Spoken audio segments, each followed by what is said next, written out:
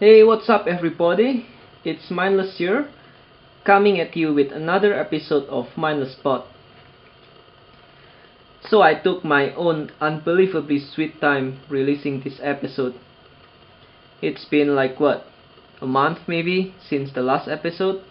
I don't know, maybe 2 or more. Anyway, I did a lot of things since then. I rearranged most of the displays around, but I don't think I'll have received most of my new haul by the time this video is released. However, I do have some new sweet figures that I'm going to show you all on this episode. I'm also going to take you around my room to show the displays around it. Of course, you can always expect ACBA pictures on this show. Also, in the end of this episode, I will be revealing the new intro video starting next episode, which is why this episode has no intro. So yeah, stay tuned because Mindless Spot returns now. Here is a new haul which I'm exceptionally happy about. Here we have the Heroic Age, or the Bleeding Edge Iron Man, as I prefer to call it. He is from the Iron Man Legends, of course. I only bought this guy from the series. I think it's not perfect, but given the meticulous details of this armor, I think Hasbro did a great job making this guy. I've always substituted this armor using the Mark IV from the movie series, which is a little small. This Bleeding Edge Iron Man, I think, has the perfect bulk. He's a little bigger than the standard 6-inch figure, and I think that's spot on because he's supposed to be a man in an armor. I'm actually getting another one, most probably next week. That's how cool I think this figure is for you. He also completes the Heroic Age Avengers team. So I think it is a great buy, no doubt. It has great articulation and it captures the likenesses to how the armor looks in the comics very well. And that is very important, at least for myself.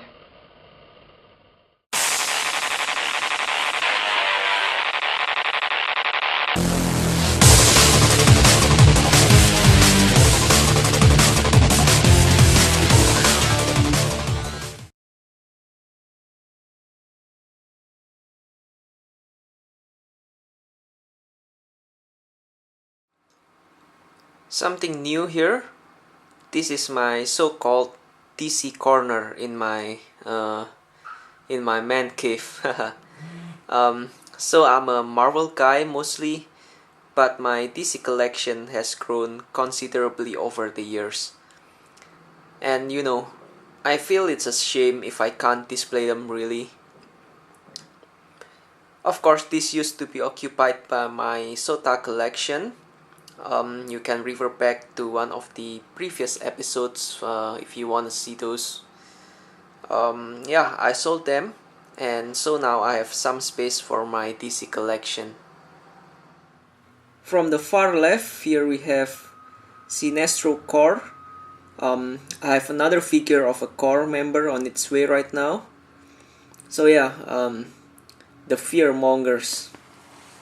Beside it, we have Lex Luthor working on his kryptonite gun. He's getting ready to kick Superman's ass.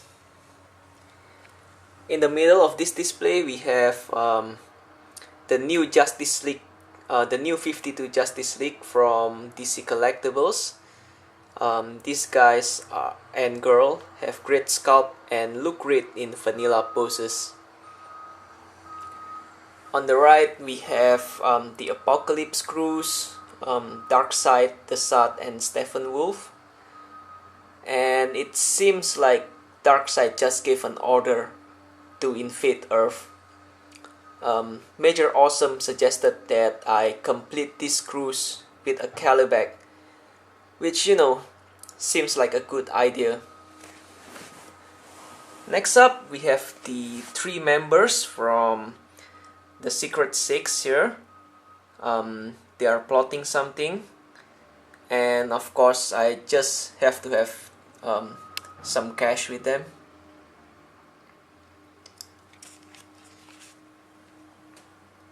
Last but not least, there is the Joker and his thugs. I got the idea for this setup from The Dark Knight actually. So I'm imagining the Joker just comes to like a show or something, trying to rob the audiences. As his henchmen collect the valuables from them, the Joker, well, being a Joker, is like saying, how about a magic trick over the PA system while showing his cards.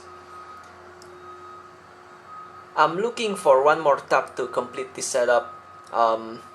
You know, at first having Harley Quinn here seemed like a good idea too, but I've decided that I want to give this spotlight to the Joker here, because I have Harley Quinn in my Batman robe display already.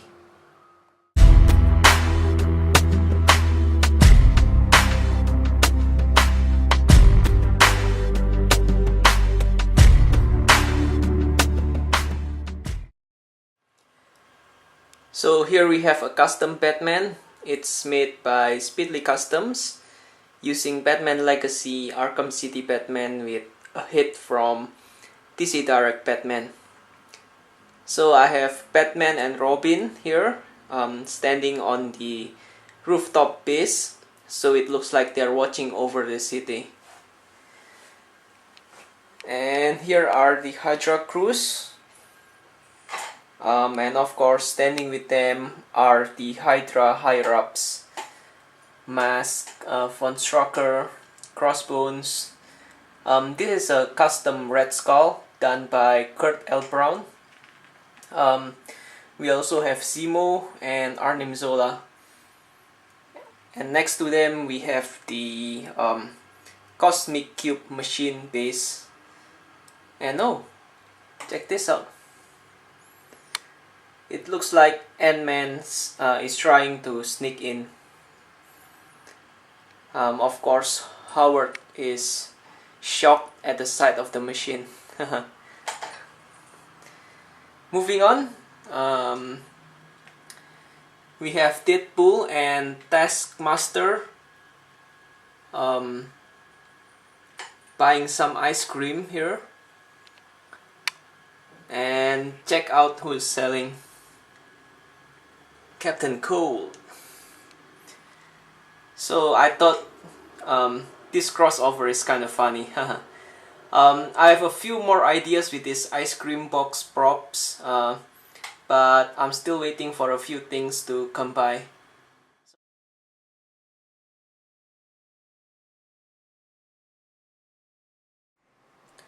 Just received these 3 packages. The first one is of course DCUC Steppenwolf. This guy, I picked him up for Major Awesome, aka Mervin, because he told me he needed one, so you know, I helped him get one. As for these 2, I can't remember actually what they are, so I'm going to open them in a bit. So here is what was inside the first package. We have some dollhouse furniture here. You know, I'm still trying to build my prop department so that I can create more creative displays. And from the second package, we have DC Collectibles Arkham City Deadshot here. This is a figure I've been looking forward to receiving because I'm collecting figures from this series. So I'm going to have him displayed together with the rest of the figures in the Arkham City Cube in a bit. This is a Cassius Clay production. Alright, here is the new figure I'm most happy about in a long while. This is a custom The Dark Knight Returns Batman. We all know that the characters in the series are drawn by Frank Miller, and they look different from how they look normally. So this guy was made by JDM EG6314, aka JD Mac, or Pin Samurai Customs. I believe that's what he would like to be called now. I'm very happy with this figure. DC Collectibles recently re-released their version of Batman, and DCUC released their new Dark Knight Returns Batman. But I still think that this custom figure is much better. I do have the DCC version, but I'm not entirely happy with the articulations. As for the DCUC version, I'm not a big fan of it somehow. I think JD did a great job. This figure is very reminiscent of the DC collectible version, which I am a big fan of, and on top of that, he has all the articulation points I wish the DC collectibles one has. He has head, shoulder, upper arm, elbow, wrist, ab crunch, you name it. He even has individual finger articulation. How awesome is that? I think it's needless to say that I'm a huge fan of Miller's The Dark Knight Returns. It has a great story. So yeah, I may get more custom figures of characters from that series. Yep, I'm going for the title. When I die, make a book of my rhymes and call that shit the Bible.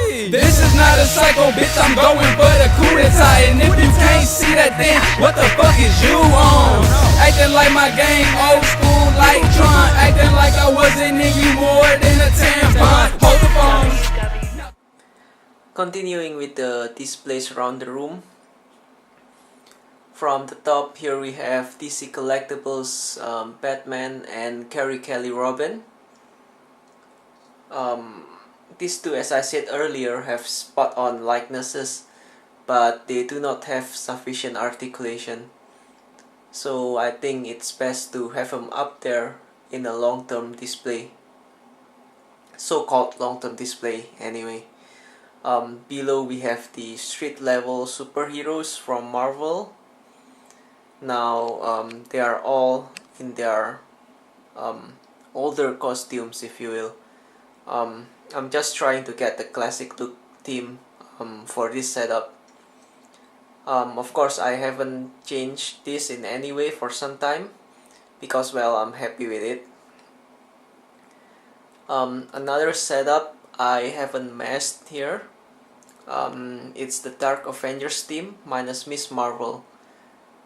By the way, Iron Patriot and Ares were made by Pin Samurai Customs as well.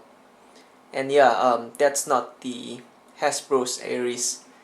It's a custom made Ares. But I do have the BEF Ares too. I can't wait to get that new Sentry, which I don't even know if Hasbro is even going to release it to the market, but I hope they do.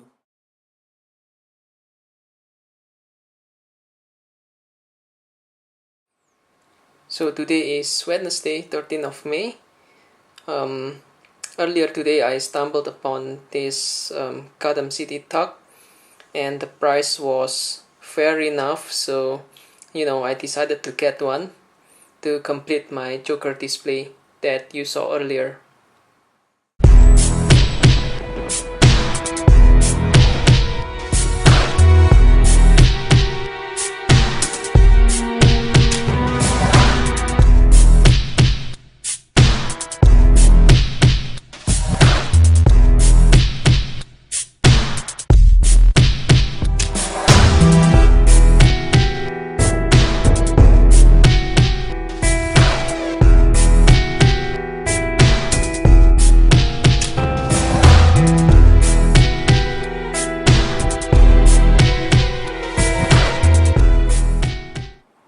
also got myself this Carrie Kelly Robin, and as you may have guessed from the packaging, this is the earlier version released by DC Direct. I'm going to use this figure on a very special project very soon, but in the meanwhile I'm going to keep it on ice. Not a lot of changes here, but I thought I'd show them as well. So firstly we have the Alpha Flight here, and then we have Batman's Rogue Gallery. We also have the Justice League, and this Batman is from the Young Justice line. I thought he fits in more compared to the TCUC Batman in there. And we also have the Hoods Gang. This is a custom hood from Speedly Customs, just in case you're wondering. The Dark Avengers with Doraemon here. Yeah, I actually have two sets of Dark Avengers team. And on top we have the Avengers, of course, and you know, I'm trying to get the unmasked team here so you all can see their faces. And of course we have Batman and the rest of the Bat family on the very top shelf.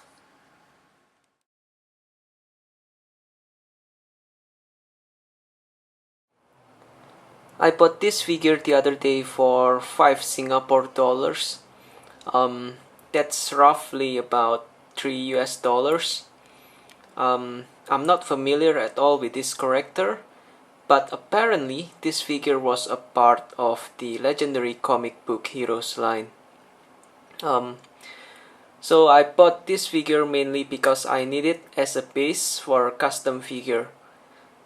Now I'm not going to tell you anything about it, but it's going to be awesome, so keep an eye for it.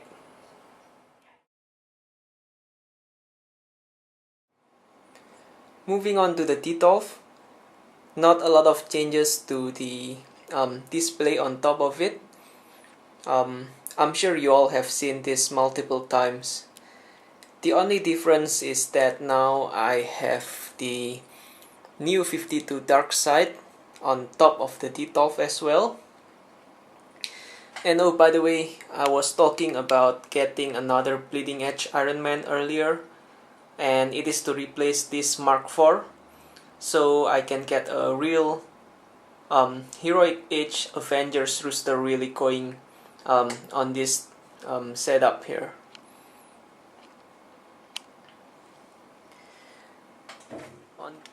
On the first cube, which is the Spidey cube, there aren't a lot of changes either, but I did add a couple cutouts, one on Spidey and the other one is on Doc Ock. And I also added this civilian here. So the idea is to make it seem like, you know, Spidey is getting ambushed as he tries to save a hostage.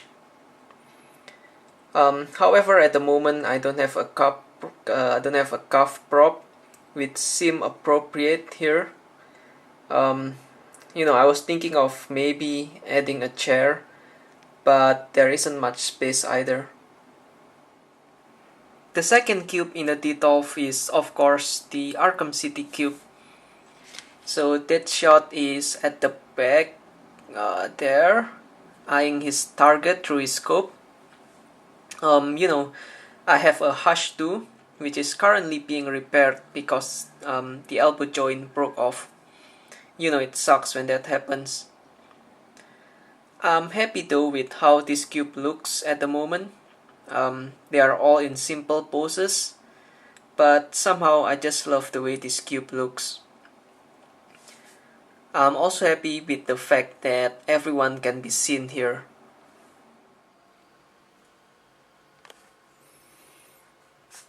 The third cube is a disastrous mess right now, but here is where I normally set up most of the displays that you saw in my video. But yeah, at this current condition, let us skip to the fourth and the last cube.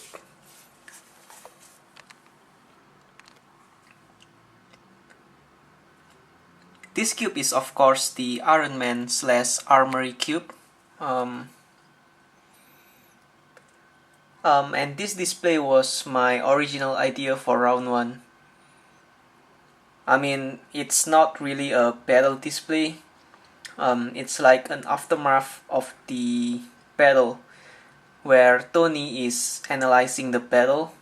But, you know, it's kinda gray the more I think about it. So I decided to alter a few things here and there such that it fits the non-battle theme.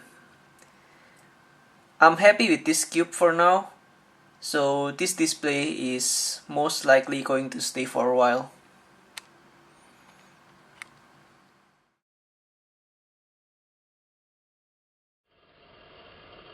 I still have a lot of stuffs making their ways to me, but we are getting to the end of this video here, so I'm going to have to show them in the next one. Also, good luck to everyone participating in the ACBA World Championship Tournament. And oh, please don't forget to check the new intro video at the very end of this episode. I hope you all have enjoyed watching Mindless Spot. Please comment, rate and subscribe, and please check the links in the description bar. This is Mindless, signing off.